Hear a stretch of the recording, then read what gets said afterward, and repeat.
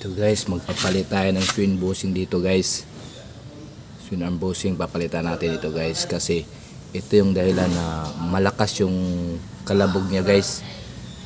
At saka dito guys sa ibaba, papalitin din natin guys ng swing bushing, swing arm bushing, kasi up and down talaga ito guys, kasi ang malakas talaga yung kalabog niya.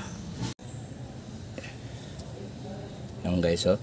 Yan ang dahilan na malakas ang kumalabo guys. Palitan natin yun na swing arm bushing. Yan, oh. Kaunti lang yung ginagalaw ko guys. So, oh. Ipakita nyo is labi. Kuha na yung kuha na yun. Ito.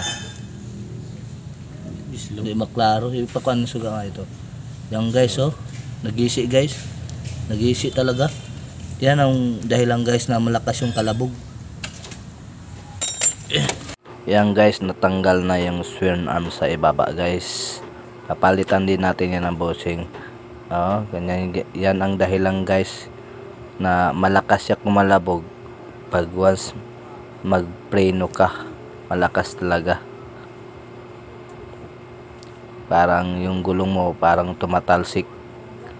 Parang ayaw mo na talaga mag-drive kasi malakas talagang kalabog niya. Palitan natin ng bago yan guys, yung bushing niya. Ito na yung bagong bushing guys, nilagay na. At saka yung buljo yung pinalitan din natin ng bago. At saka ito, pinalitan din natin ng bagong buljoin.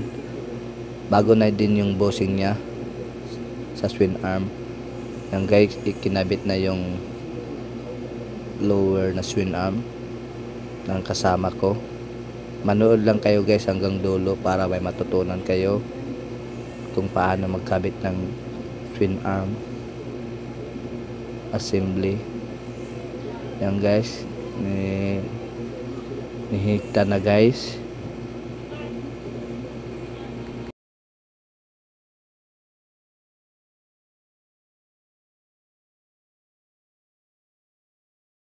Yan guys, nakabit na lahat.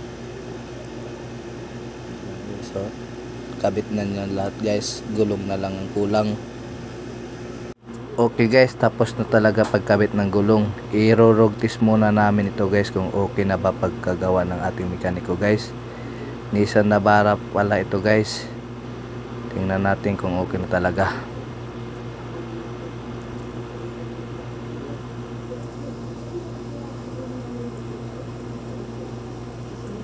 Okay na ano for testing natin sa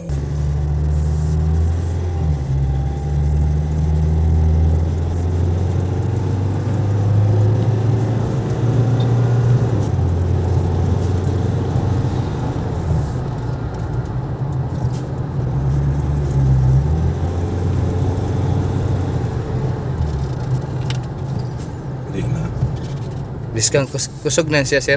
Ito sa yan ini nagakusog baglaw no yan to mukuro na kadayo. Okay na talaga guys. Good job.